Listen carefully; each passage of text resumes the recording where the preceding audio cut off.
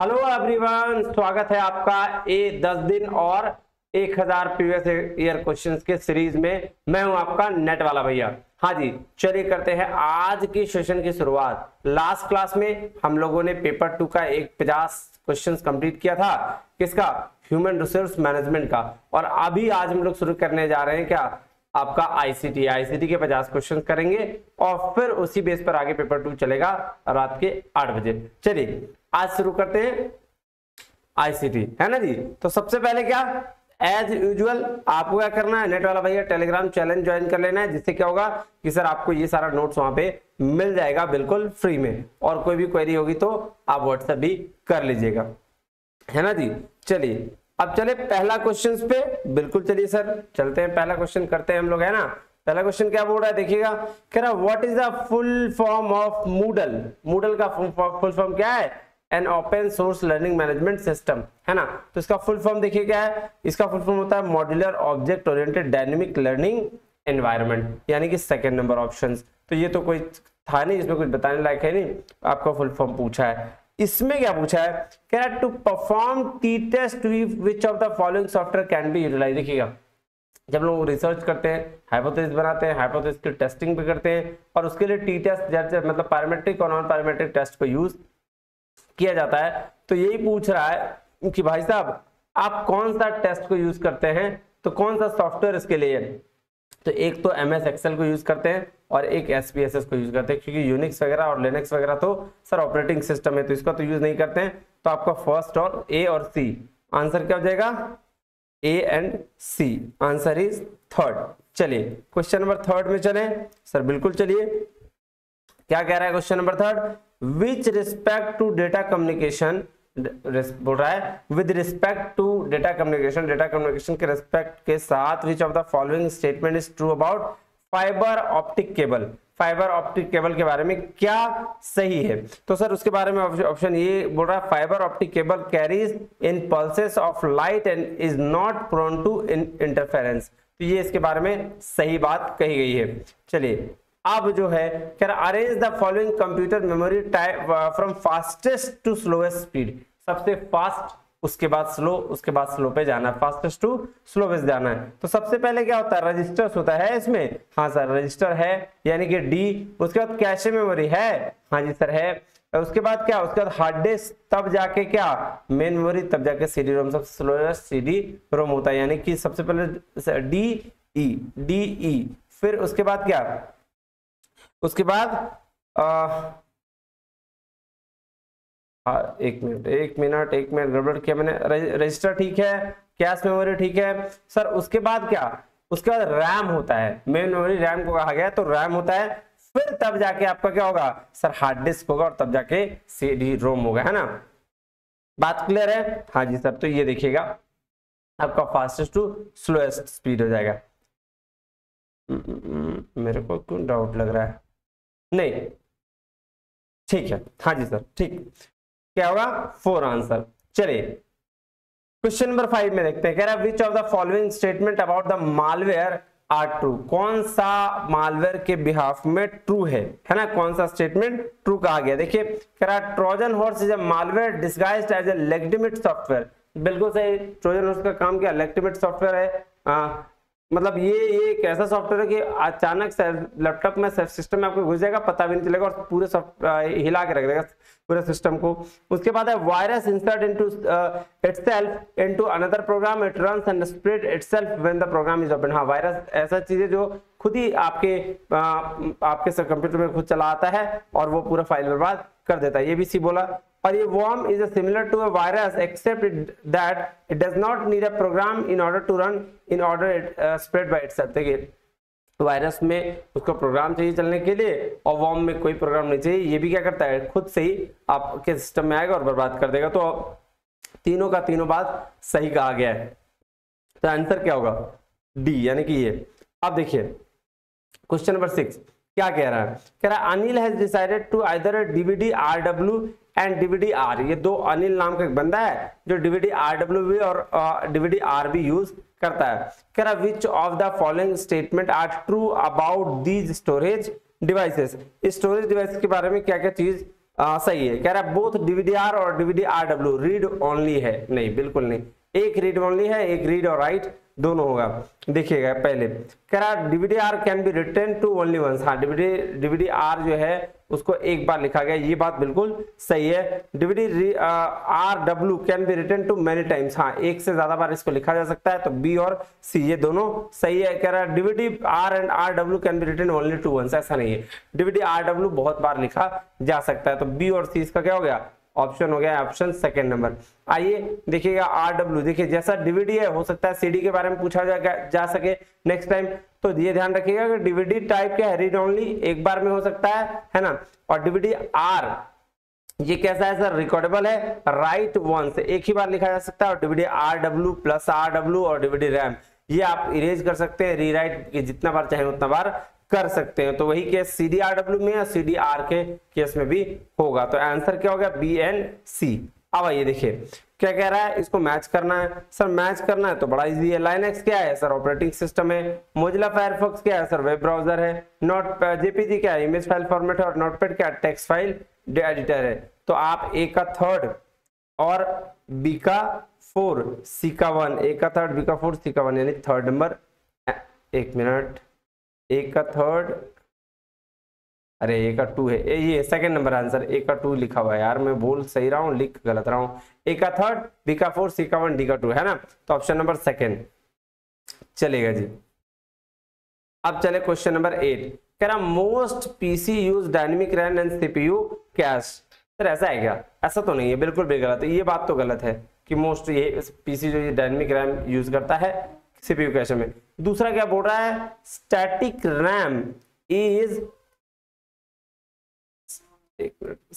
Static RAM is faster and more expensive than the dynamic RAM. तो ये बात ध्यान में देखिएगा कि हाँ ये बात सही कह रहा है, स्टैटिक रैम हमेशा फास्टर होता है और ज्यादा एक्सपेंसिव होता है किससे, डायनेमिक रैम से। तो फर्स्ट ट्रू हो गया, सॉरी फर्स्ट फॉल्स हो गया, दूसरा ट्रू हो गया, तो फर्स्ट फॉल्स हो गया, दूसरा ट्रू, यानी कि थर्ड नंबर ऑप्शन। अब देखिए एसरैम और डीरैम के बारे में दिया गया है, ध्यान से थोड़ा थोड़ा देखते हैं, इसको थोड़ा मैं बड़ा कर देता हूं तो ज्यादा आपको इजीली क्लियर दिखेगा। एसरैम क्या बोल रहा है, SRAM has a lower access time so it is faster compared to DRAM। DRAM के कंपेयर में ये फास्टर भी है और आपको क्या है ये एक्सेस टाइम कम लेता है। DRAM क्या बोल रहा है, हायर एक्सेस टाइम लेता है, इसीलिए स्लोअर है किससे, SRAM से। SRAM क्या है, कॉस्टलियर और DRAM से ज्यादा कॉस्ट है, और DRAM कॉस्ट क्या है, लेस देन SRAM, ये बात ध्यान रखिएगा। इसी तरीके से SRAM बोल रहा है लो पैकेजिंग डेंसिटी और इसका हाई पैकेजिंग डेंसिटी, तो ये बात ध्यान में रखिएगा। चलिए क्वेश्चन नंबर 9 में चलता है, कहता कि image sound and video data can be created in a number of file formats in this context which of the following compressed format. देखिएगा जो नीचे आपको फॉर्मेट दिए गए ना वो बेसिकली फाइल के फॉर्मेट है, जब आप वीडियो ऑडियो इमेज फाइल वो देखते हैं ना, हाँ जी सर, तो उसी के फाइल फॉर्मेट के नाम दिए गए। अब बोल रहा है कि इसमें से कौन ऐसा है जो कंप्रेस फाइल में होता है, जिसका फाइल कहीं भी यूज आता है, तो आप देखिएगा जेपीजी कहीं भी यूज आता है सर, MP3 यूज आता है और MP4 ये यूज आता है। MIDI और AVI ये दोनों जो है ना ये हाई फाइल होता है भाई साहब, हर जगह यूज नहीं आता। जैसे MP4 अगर आप चलाएंगे ना तो छोटा सा डब्बा वाला फोन भी होगा ना उसमें भी चल जाएगा, लेकिन AVI और MIDI जो है वो नहीं चल पाता। तो आंसर हो जाएगा A, B और E, यानी कि फर्स्ट वाला। क्या रहा, which of the following is not a mobile device. कौन सा मोबाइल डिवाइस नहीं, बताइए, इसमें भी कोई सवाल पूछने वाला है। मैं दिखा रहा हूं कि कैसे मैंने ये सवाल जानबूझ के लिया, पता है क्यों, क्योंकि मैंने ये सवाल इसलिए लिया, मैंने बोला देखो दिखाता हूं कि कैसे नालायक क्वेश्चन भी पूछा जाता है। बताओ इसका भी आंसर अगर किसी को नहीं पता होगा तो फिर तुम ही लोग समझ लेना कहाँ क्या क्या करना है। चलो कह रहा है which of the following peripheral devices are considered only input devices. तो पेरिफेरल डिवाइस का मतलब होता है जो बाहर से कनेक्ट किया जा सकता है, कंप्यूटर सीपीयू में कनेक्ट किया जा सकता है ना, जैसे तार जोड़ते हैं, तो वो पेरिफेरल डिवाइस होगा जो कनेक्ट कर सकते हैं हम लोग। तो सबसे पहले क्या इसमें बोला इनपुट डिवाइसेस, तो इनपुट डिवाइसेस में स्पीकर तो कभी नहीं आएगा सर, स्पीकर आउटपुट डिवाइसेस है सर। बारकोड रीडर हो सकता है, फिर ग्राफिक मॉडम भी नहीं आएगा सर, आउटपुट में आ जाएगा। ग्राफिक टैबलेट आएगा और माइक्रोफोन आएगा। तो A, D और E आंसर क्या हो जाएगा, एक मिनट बारकोड, हाँ ठीक, तो बारकोड रीडर आ रहा है, सॉरी BDE बोल रहा हूँ, BDE है ना, ये BD और E, स्पीकर तो नहीं आएगा ना, तो आंसर इज BD और E। चलिए क्वेश्चन नंबर 12, 12 बोल रहा है गिवन बिलो टू स्टेटमेंट, एक दिया हुआ असर्शन और दूसरा दिया हुआ है रीजन। क्या बोल रहा है, कह रहा था internet of things is a rapidly evolving technology due to its wide range of applications. तो वाइड रेंज ऑफ एप्लीकेशंस की वजह से इंटरनेट ऑफ थिंग्स क्या है, रैपिडली इवॉल्व कर रहा है। ये बात बिल्कुल क्या है, बिल्कुल सही है। कोई गलत है क्या, नहीं सर इसमें कोई गलत नहीं है। दूसरा क्या कह रहा है, दूसरा कह रहा है कि IoT is inherently immune to cyber attacks. ऐसा तो नहीं है, ये बिल्कुल गलत कह रहा है, यानी कि पहला सही है दूसरा गलत है। चलिए क्वेश्चन नंबर 13 पे चले।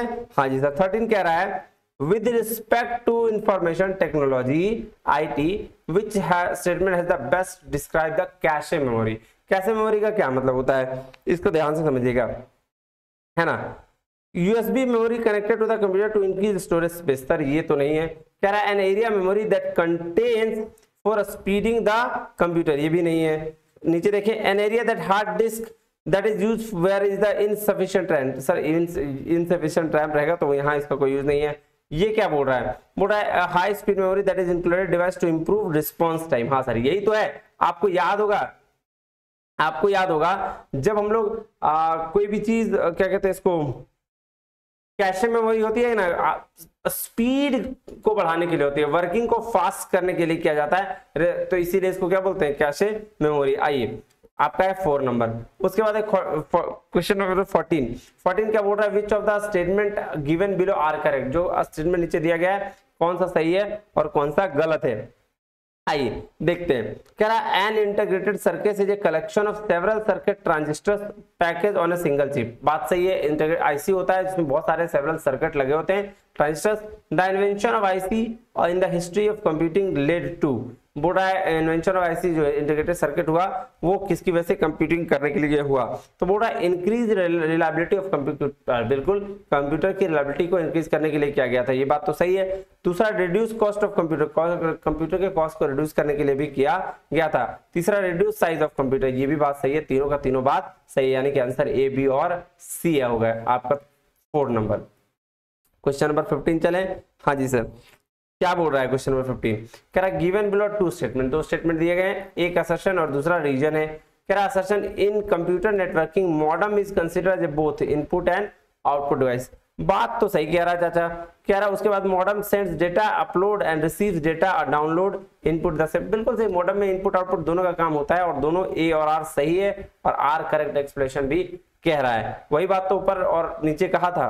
चलिए जी क्वेश्चन नंबर 16 में 16 क्या कह रहा है, programmes that come into a computer system disguised something else is called, इसको बोलते हैं सर ट्रोजन हॉर्सेस, है ना। जो आपके कंप्यूटर में आ रहा है प्रोग्राम वो डिस्गाइज कुछ और दिख रहा है, उसको बोला जाता है क्या, आपका ट्रोजन हॉर्सेस।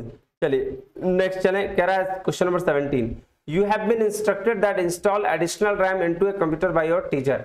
आपके टीचर ने आपको कहा कि आप एक एडिशनल रैम आप क्या करो, आप इंस्टॉल कर लो अपने कंप्यूटर में, जिससे क्या होगा, वर्क ज्यादा लोड मिलेगा उसको। कह रहा है identify the correct order of following A see that you should follow the installed RAM safely.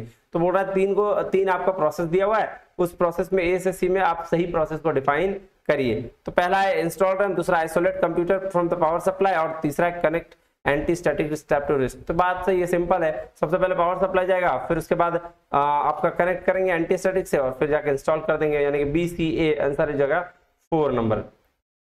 चलिए क्वेश्चन नंबर 18 में देखें, कह रहा है गिवन बिलो आर 2 स्टेटमेंट, एक असर्शन दूसरा रीजन। तो HTTP is an application layer network protocol transmitting hypermedia documents. ये बात तो सही कह रहा है, इसमें कोई गलत नहीं कह रहा है। दूसरा कह रहा है HTTP was designed for communication between the web browsers and web servers. देखिए हाइपर टेक्स्ट ट्रांसफर प्रोटोकॉल इसको बोलते हैं और इसका काम ही क्या है, सबसे पहले तो ये एप्लीकेशन लेयर का नेटवर्क है, ये प्रोटोकॉल है, बिल्कुल सही बात बोल रहा है। और अब वेब ब्राउजर और वेब सर्वर के बीच में ये कम्युनिकेट करने का काम करता है। तो ए आर ट्रू और R is the correct explanation of A. बात समझ में आई? हाँ जी सर। ये देखिए क्वेश्चन नंबर 19 क्या कह रहा है, ध्यान समझिएगा। कह रहा E Vidyapeeth is a learning management system and E learning infrastructure product. तो ई विद्यापीठ क्या एक लर्निंग मैनेजमेंट सिस्टम है, एलएमएस है, बिल्कुल सही बात है। And HTML editor is a software application for creating the web page. हाँ, तो हाइपर टेक्स्ट मार्कअप लैंग्वेज जो है वो वेब पेज को क्रिएट करने के लिए ही किया जाता है। तो आइए फर्स्ट और सेकंड क्या हो जाएगा, दोनों करेक्ट हो जाएगा। चलिए नेक्स्ट चलें क्वेश्चन नंबर 20 पे। सर 20 नंबर क्या है, देखिएगा क्या रहा, slowest arrange the following computer memory type from the slowest to the fastest speed. Slowest सबसे स्लो से सबसे फास्ट में जाना है, तो सबसे स्लो कौन सा होगा आप बताइए। सर सबसे स्लो तो यहाँ पे CD होना चाहिए। हाँ जी सर बिल्कुल CD होगा, ए पहला ये E, उसके बाद फिर क्या सर, उसके बाद हार्ड डिस्क होना चाहिए, ठीक है, उसके बाद हार्ड डिस्क हो गया, बिल्कुल सही। फिर उसके बाद ये आपका इसके CD-ROM हो गया, हार्ड डिस्क हो गया, फिर रैम होगा, फिर L2, फिर L1, तो C आपका हो गया E के बाद आपका C के बाद A के बाद B और D, ECABD आपका पहला नंबर हो गया आंसर।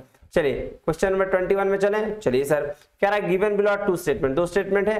पहला स्टेटमेंट बोल रहा है spam is an attempt to acquire the sensitive information for malicious reasons by masquerading by trustworthy entity, ऐसा है क्या, स्पैम इसको तो नहीं बोलते। कह रहा है phishing is a type of unsolicited bulk email and identical message send to numerous recipient. देखिए ये दोनों को उल्टा कर दिया गया, ठीक है। जो स्पैम का डेफिनेशन ये देखिए, ये हो गया, इसको बोलते हैं स्पैम, और ये हो गया फिशिंग।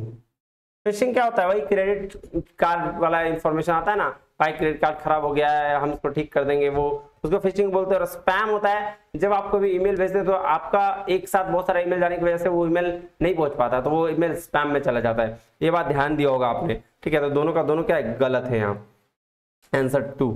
चलिए कह रहा विच one of the following is not use for checking plagiarism, कौन सा प्लेगरिज्म को चेक करने के लिए। देखिए जी जब आप खुद का कंटेंट लिखते हैं, ठीक है, तो खुद का कंटेंट आपका लिखा हुआ है या नहीं, उसके लिए उसको चेक करने के लिए बोला जाता है, जिस सॉफ्टवेयर के थ्रू आप चेक करते हैं उसको बोलते हैं प्लेगरिज्म सॉफ्टवेयर। तो उसके लिए कौन सा है, तो 13 है ना, 13 भी है, और इन ऑथेंटिकेट भी है, और अर्कन भी है, लेटेक्स कोई ये नहीं है। चलिए क्वेश्चन नंबर 23 क्या बोल रहा है, कह रहा है a company word process daily report contents a graph from a spreadsheet. तो बोल रहा भाई साहब एक कंपनी है वर्ड प्रोसेस किया और डेली रिपोर्ट बना रहा है, ठीक है, स्प्रेडशीट में। कह रहा है the report needs to display the most recent information, और रिपोर्ट क्या बोल रहा है डिस्प्ले करने के लिए कि सबसे रिसेंट इन्फॉर्मेशन है स्प्रेडशीट में, वो उसको दिखाना है। कह रहा what features should be used to insert the most up to date graph, तो उसके लिए कौन सा फीचर होगा, लिंकिंग और एम्बेडिंग बोलते हैं इसको, क्या बोलते हैं, लिंकिंग और एम्बेडिंग। चलिए नेक्स्ट चलें। कह रहा with respect to the computers what is the purpose of compressing data file, data file को कंप्रेस करने के लिए आप किसको यूज करते हैं ना, क्या बोल रहा है जी, डेटा फाइल को कंप्रेस करने के लिए क्या करते हैं। तो देखिए सबसे पहले बात बताइए आप क्यों डेटा फाइल को कंप्रेस करते हैं, कोई भी चीज को फाइल कम करते हैं, जैसे आपको याद होगा आपने नेट का फॉर्म भरा तो वहां 10 KB से 200 KB तक मांगता है, क्यों ऐसा मांगता है, ताकि वो स्टोरेज जो उसका है वो कम ले सके, नहीं ऑक्यूपाई लेस स्टोरेज स्पेस, इसके लिए बोलता है कि आप क्या करो, कंप्रेस कर दो डेटा फाइल को। चलिए उसके बाद क्या है क्वेश्चन नंबर 25 कह रहा which of the following peripheral devices considered as only input, वहां पूछा था क्या, वहां भी इनपुट था, अच्छा कोई बात नहीं, तो इनपुट डिवाइसेस यहाँ, लेकिन ये चेंजेस है। देखिए माइक्रोफोन क्या हो जाएगा, सर माइक्रोफोन तो इनपुट होना ही है। फिर प्रोजेक्टर, सर प्रोजेक्टर आउटपुट होगा, प्रोजेक्टर नहीं होना चाहिए, प्रोजेक्टर नहीं है। बी किसमें किसमें नहीं है, इसमें नहीं है, इसमें नहीं है, इसमें नहीं है, आंसर हो गया ACDE, क्योंकि जॉयस्टिक भी इनपुट है, स्कैनर और ट्रैक बॉल ये सारा इनपुट डिवाइसेस है, तो ACDE आंसर हो गया आपका फर्स्ट। चलिए क्वेश्चन नंबर 26 में चलते हैं। कह रहा है क्या which type of virus or destructive software could appear to be useful but will actually cause damage once installed run by a user। भाई साहब बोल रहा है कि एक ऐसा वायरस जो आपको लगेगा कि भाई वो सही है बट वो एक्चुअली में डैमेज करेगा, तो सर उसको हम लोग बोलते हैं क्या, सर उसको बोलते हैं ट्रोजन हॉर्स। उसको क्या बोलते हैं जी, ट्रोजन हॉर्स। मतलब देखने में तो देखने में अच्छा लगे छोटा लगे नहीं अच्छा लगे, है ना, घाव कड़े गंभीर वो वाला हाज हो गया, तो ट्रोजन हॉर्स। चलिए क्वेश्चन नंबर 27 में क्या बोल रहा है, कह रहा है which of the following statement are correct regarding VoLTE. VoLTE का एक तो क्या क्या बोला, क्या क्या इसके संबंध में जो स्टेटमेंट दिए गए हैं नीचे वो कौन कौन सा सही है ना। तो VoLTE stand for voice over long term evaluation, बिल्कुल सही। कह रहा है it is a digital packet voice service delivery IP via LTE access network, ये भी सही है। Provides more efficient use of spectrum that traditional voice, eliminates the need to have voice on the one network and data on the another network। देखिए भाई साहब ये चारों का चारों स्टेटमेंट सही है। अब क्या है इसमें कहानी है, कहानी क्या है कि एनटीए ने जब इसका ये दिया था, एनटीए ने तो बोला भाई साहब पहला भी लिखो तो भी सही, दूसरा भी लिखो तो भी सही, क्योंकि पहला और दूसरा दोनों में कंपैरेटिबिलिटी दिखा होगा भाई। एनटीए कुछ भी मान सकता है, ए और बी दोनों करेक्ट है एज पर एनटीए आंसर की के अनुसार। कह रहा what is the concept of international net neutrality, क्या होता है इंटरनेशनल नेट न्यूट्रलिटी। ठीक है, आइए पहले इसको थोड़ा देखते हैं, फिर बाद में इसको कोशिश करेंगे बनाने की, है ना। क्या कह रहा है बेसिक डेफिनेशन क्या है इंटरनेट का। कह रहा है network neutrality is the principal that all internet traffic should be treated equally. तो जितना भी इंटरनेट का ट्रैफिक है उसको इक्वली ट्रीट करना, वो क्या कहलाता है, नेट न्यूट्रलिटी कहलाता है। अब आगे बाकी आप इसको देखिएगा, पहला कब आया, लिमिटेड डिस्क्रिप्शन क्या है, क्या रिस्ट्रिक्शंस नहीं है, ठीक है, वो आप देखिएगा। मैं आपको यहाँ पढ़ के बताता हूँ कि आंसर इसका क्या होगा। कह रहा है impose limitation for end to end internet access, नहीं ये तो नहीं हो सकता, लिमिटेशंस नहीं लगा सकता। कह रहा है broad service provider can show preference to content broadband service provider, नहीं सर ये भी बात नहीं है। कह रहा है unimpeded end to end internet usages to end internet access and use, हाँ unimpeded end to end internet usages की बात ये करता है कि भाई साहब सबको इक्वल दो लेकिन एंड टू एंड इंटरनेट दो, ये आपका हो गया थर्ड। चलिए क्वेश्चन नंबर 29 पे चलें। चलिए सर, कह रहा which of the following tool can be used for ICT enabled teachings. ICT enabled teachings हम किस पे पढ़ा सकते हैं सर, प्रोजेक्टर पे पढ़ा सकते हैं। बात समझ में आई, हाँ जी सर। क्वेश्चन नंबर 30 में चलिए, अब इसको ध्यान से समझिएगा क्वेश्चन। कह रहा miss Reena has been appointed by the cyber security cell of Mumbai to break into the website of terrorist organisations to extract information. Miss Reena जो थी अपॉइंट किया गया उसको किसके लिए, साइबर सिक्योरिटी सेल में, है ना। और क्यों किया गया, ताकि वो वेबसाइट जो है वो हैक कर सके किसका, किसी टेररिस्ट का। तो बोल रहा है what is the following suitable description of Reena profile, Reena का प्रोफाइल क्या है ना। तो उसको बोलेंगे एथिकल हैकर। क्या बोलेंगे जी, एथिकल हैकर। हैक्टिविस्ट भी बोल सकते हैं बट एथिकल हैकर ज्यादा सुटेबल टर्म्स है। चलिए, कह रहा which of the following statement are correct, principal components of CPU includes. अब प्रिंसिपल कंपोनेंट सीपीयू में क्या क्या इंक्लूड है, तो ए बोल रहा था solid state drives that store data typically using flash memory. क्या बात कर रहे हो सर, एसएसडी हो ही नहीं सकता सीपीयू का मेन। तो सबसे पहला क्या सर, ए वाला काट दीजिए। ए किसमें है सर, ए इसमें भी है, ए इसमें भी है, गया। अब ये बीसी कॉमन है तो बीसी छोड़ दीजिए क्योंकि ये होगा ही, वैसे पढ़ लीजिए अगर आपको पढ़ने का मन है तो। कह रहा arithmetic logic unit that performs arithmetic and logical operation, ALU तो होता ही है। Processor registers that supply operations, ALU and registers भी होता है। कंट्रोल यूनिट भी होता है। सीयू दैट ऑर्केस्ट्रेट, क्या है यार, orchestrate the fetching from memory decoding and execution of instruction. तो कंट्रोल यूनिट भी होता है जो कंट्रोल करने का काम करता है। तो यानी कि बी सी डी आंसर हो गया बी। चलिए अब नेक्स्ट चले क्वेश्चन नंबर 32 पे क्या बोल रहा है। कह रहा many computer users are worried about malware, which of the following are two examples of malware. देखिए दो एग्जांपल्स मालवेयर के बारे में बताया गया। तो सर फायरवॉल क्या आपका ये है क्या, नहीं बिल्कुल। और वॉर्म, हाँ सर ये है। रूटर है क्या, रूटर तो अलग चीज है सर, वायरस। तो आपका बी एंड डी आंसर हो गया। चलिए अब है नेक्स्ट, क्या है नेक्स्ट इसको देखिए। कह रहा है इनपुट डिवाइस बताइए कौन सा है। सर इनपुट डिवाइस कौन सा होगा, माउस है ना। आउटपुट डिवाइस कौन सा होगा, मॉनिटर। सॉफ्टवेयर कौन सा होगा सर, एमएस ऑफिस। और आपका वेब ब्राउजर क्या होगा, क्रोम। बात समझ में आई। तो ए का थर्ड इनपुट डिवाइस, ए का थर्ड, बी का फोर, ए का थर्ड, बी का फोर्थ, यानी कि सेकंड आपका आंसर हो गया। चलिए कंसीडर द फॉलोइंग टेक्नोलॉजीज, इसको देखना है। Micro processor, transistor, vacuum tube और आर्टिफिशियल इंटेलिजेंस, ये चार दिया हुआ है, इसको देखना है। कह रहा है arrange the above technology different computer generations in order they have been used. बोल रहा है इसको क्या करके अरेंज करना है, जैसे जैसे ये इसकी शुरुआत हुई थी वैसे वैसे हमको ये काम करते जाना है। तो सबसे पहले क्या था, सबसे पहले सर वैक्यूम ट्यूब आया था। वैक्यूम ट्यूब के बाद ट्रांजिस्टर, ट्रांजिस्टर के बाद से फिर क्या सर उसके बाद था माइक्रो प्रोसेसर, तब क्या आर्टिफिशियल इंटेलिजेंस। तो वैक्यूम ट्यूब यानी कि सी, उसके बाद क्या वैक्यूम ट्यूब वैक्यूम ट्यूब के बाद ट्रांजिस्टर, सी के बाद बी, फिर ए, तब बी। देख लीजिए इसका चार्ट भी दिया गया है, सीबीएडी यानी कि सेकंड नंबर चार्ट में। सबसे पहले क्या आया था, फर्स्ट जनरेशन में वैक्यूम ट्यूब, फिर ट्रांजिस्टर, फिर इंटीग्रेटेड सर्किट, फिर माइक्रो प्रोसेसर, तो तब जाके आर्टिफिशियल इंटेलिजेंस की बात हुई थी। चलिए आंसर हो गया सेकंड। अब नेक्स्ट चले सर, बिल्कुल चलिए। कह रहा which of the following are the principal component of CPU of a computer system. कौन सा प्रिंसिपल कंपोनेंट है सीपीयू का? तो सर एएलयू होगा, सीयू होगा और प्रोसेसर रजिस्टर्स होगा, बाकी नहीं होंगे। ए बी सी आंसर हो जाएगा इसका बी, ये देख लीजिए। चलिए नेक्स्ट चले। कह रहा with respect to RAM and ROM which of the following statement are true. Sir RAM और रैम के चक्कर में कौन सा स्टेटमेंट ट्रू है ये पूछा है। ROM is a real optical memory, sir बिल्कुल नहीं, ये गलत बात है, इस ऑप्टिकल मेमोरी इसको नहीं बोलते हैं। RAM stores the instruction you are currently working on, हाँ बिल्कुल सही, इसमें कोई दिक्कत नहीं है। RAM store the BIOS basic input output, हाँ बिल्कुल सही है। RAM allow the user to read and write data, हाँ ठीक है। कह रहा है both and RAM and ROM lose their data, नहीं सर ये काम सिर्फ लूज कौन करता है? सर रैम लूज करता है ना, ठीक है। रोम तो जो का त्यों रहता है। तो आपका बी सी और डी आंसर हो गया, बी सी और डी। चलिए क्वेश्चन नंबर 37 चले। चलिए सर कह रहा है given below are two statement with regard to websites. Twitter allow users send small post known as tweet ups and 140 characters, नहीं सर ये तो आप बढ़ा दिया है, तो ये तो गलत हो गया। By default statement 2 by default blocks display post in chronological order on the home page with the earliest post at the top, ऐसा कोई जरूरी नहीं है। तो ये भी क्या, दोनों का दोनों गलत है ना, ये हो गया ये वाला गलत। चलिए क्वेश्चन नंबर 38 चलते हैं। 38 में क्या कह रहा है देखिए, कह रहा है गिवन बिलो टू स्टेटमेंट। कह रहा है ROM is a temporary memory that can be written और read from the contents of the, क्या बात कर रहे हो, रैम टेम्पररी, ऐसा है क्या?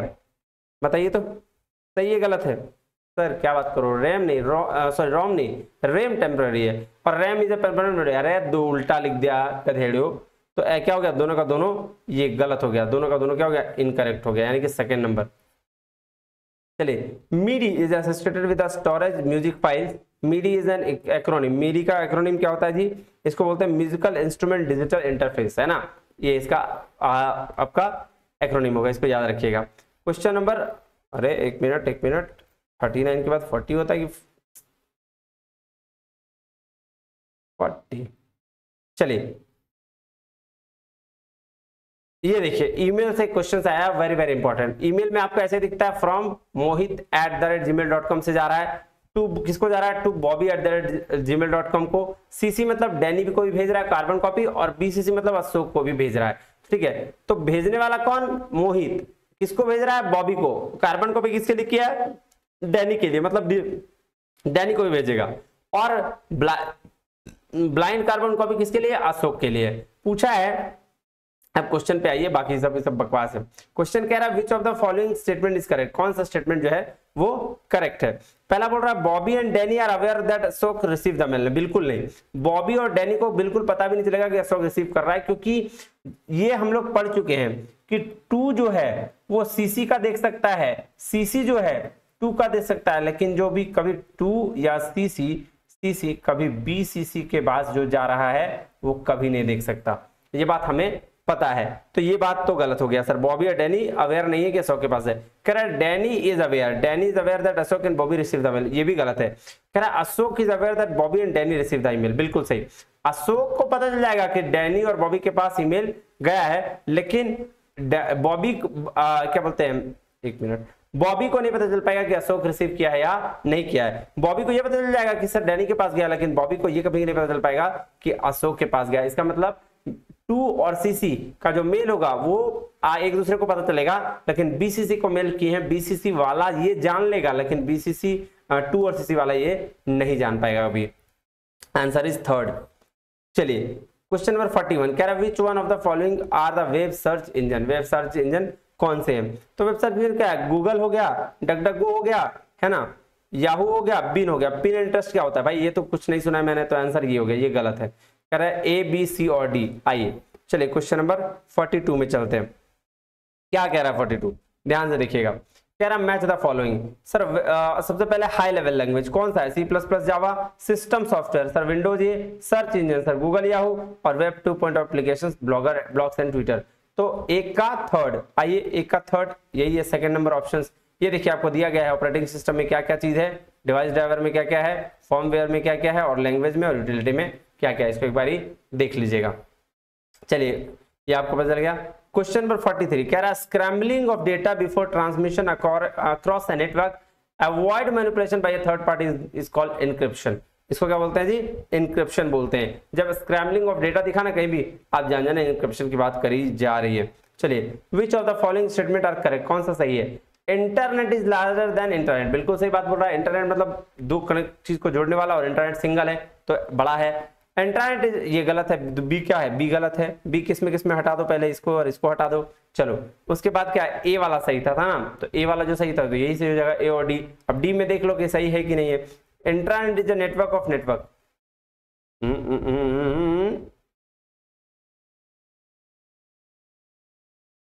World wide is an web example of internet. हाँ बिल्कुल सही, internet is a network of network होना चाहिए।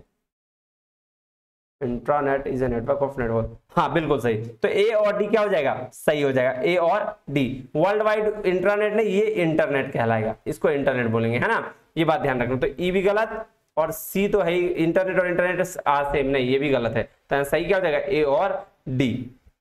चलिए क्वेश्चन नंबर 45 में कह रहा printed output from A computer system is called soft copy. Printed output को सॉफ्ट कॉपी थोड़ी हार्ड कॉपी बोलते हैं। सॉफ्ट कॉपी किसको बोलते हैं सर, जो बिना प्रिंट वाला होता है।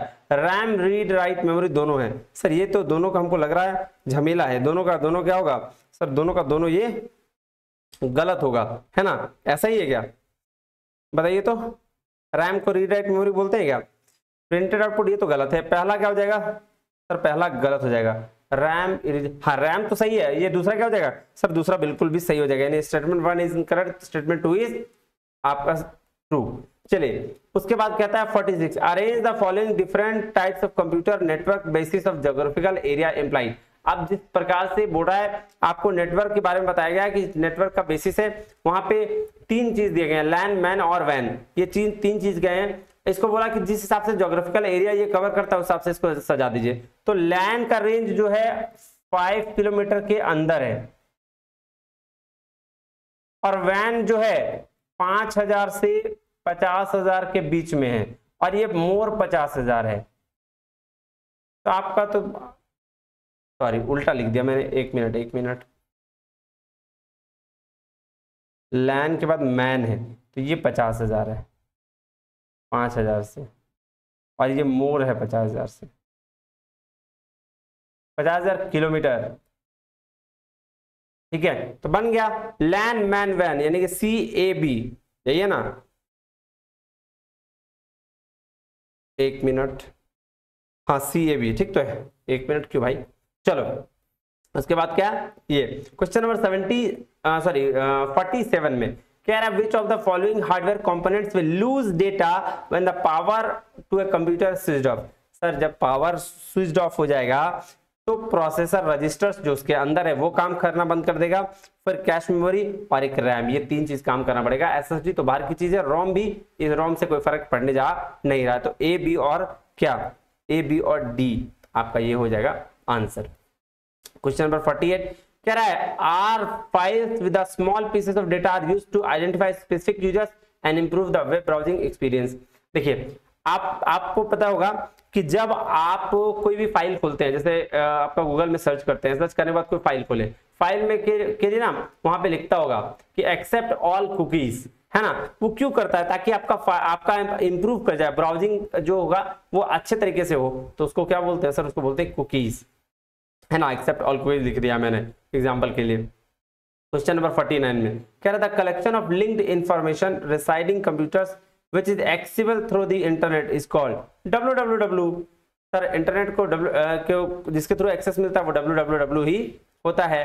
चलिए क्वेश्चन नंबर 50 में क्या कहता है जी, कह रहा which of the following statement are correct regarding radio frequency identification technology RFID, है ना। तो बोलता है RFID refers to a wireless system comprising two components, text and reader। बिल्कुल सही बात है। The reader is a device that has one or more antennas emit radio waves and receive signals from back RFID tag। ये भी सही बात है कि रेडियो को सिग्नल रिसीव करता है तो वही वेव काम करता है। कह रहा passive RFID tags are powered by the reader and do not have a battery। ये बात भी बिल्कुल सही है। तो answer first, second and third यानी कि ABC यानी कि फर्स्ट नंबर आपका हो गया जी आंसर। तो लीजिए जी आपका हो गया काम खत्म, है ना।